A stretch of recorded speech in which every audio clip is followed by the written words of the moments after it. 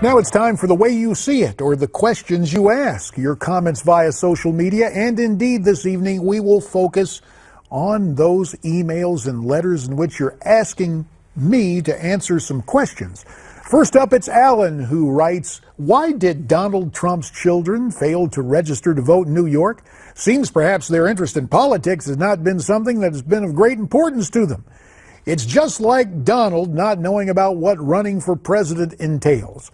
I question his depth of knowledge for someone seeking this job. Donald, you are fired. Hey, come on, Alan.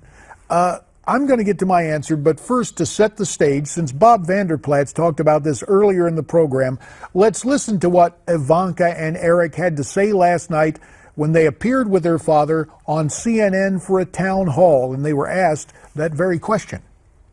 Well, I'm an independent, and I've always voted based on the candidate as opposed to based on the party. And it was actually a very interesting experience. So we're not a family of politicians. We haven't been in politics very long. New York has one of the most onerous rules in terms of registration, and it required us to register a long time ago, almost close to a year ago. And we didn't do that. We found out about it sort of after the fact. It was our first kind of foray into politics. We didn't realize how the whole system worked, and it was amazing. We actually made it a very big part of the campaign, and there's no one that's been more visible on the campaign than the two of us, but we made it a very big part to get that message out. That's their take. Here is mine. Alan, we should note Ivanka and Eric did not commit a crime. They just didn't register to vote. But to suggest that this should disqualify their dad for the presidency is ludicrous. You know this. Once kids grow up, they set their own priorities, and that can sometimes create problems for presidents and other parents.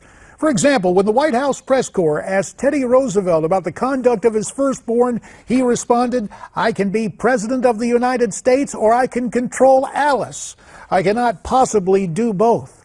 Both Ivanka and Eric Trump are apparently quick studies, politically speaking. They both admitted they were not registered, then said they wanted everyone to be aware of the different registration rules in each state, producing videos to explain those differences. You might call that taking lemons and making lemonade, but in politics it's called inoculation. Admit a mistake, then get proactive so that others don't make that same mistake. That should inoculate the Trump kids on this issue, but Alan, I realize it probably won't satisfy you. Now to the semantics surrounding the GOP delegate process. Joan makes this request. Please explain the difference between biased and rigged. Seems more a matter of semantics than outcome.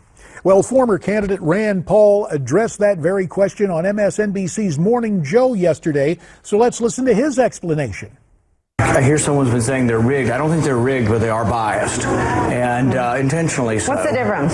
Well, I mean, rigged would mean that it was illegal, it was somehow shady. No, it's done somewhat in the open, but they are biased in favor of the establishment. So, for example, in 2012, when my dad was running, they made a special rule that said you can't be nominated unless you win 8 states, and then they didn't count his votes. But interesting now, if you talk to all of the Republican establishment, they're saying, oh yeah, your votes can be counted. This is a big deal. You bet it's a big deal, and what will make it a raw deal from Rand's perspective would be if there's an Ohio bias that develops among the delegates, since the convention will be held in Cleveland. Imagine a change in the rules that would allow John Kasich's name to be placed in nomination, even if the Ohio governor fails to win 8 states. That didn't happen for Rand's dad in 2012, but if it does this year, well, it's more evidence of establishment bias. Next, we hear from Jeffrey, who summarizes the GOP process this way. JD, I feel the GOP establishment is wrong for what they're doing on so many levels. If Trump wins, he will save the Republican Party. If he loses, the Republican Party will fail, and the GOP won't have a party anyway. So in both scenarios, the GOP establishment loses, and they'll all be left with nothing. What do you think? Hey, Jeffrey, there are clear fault lines within the Republican Party, but the key is winning. You've heard that winning solves everything. Well, it's true, and it's important to win. We'll see what happens in November.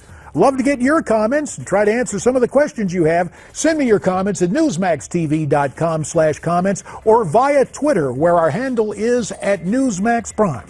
That'll do it for tonight. Stay brave, stay free, stay tuned.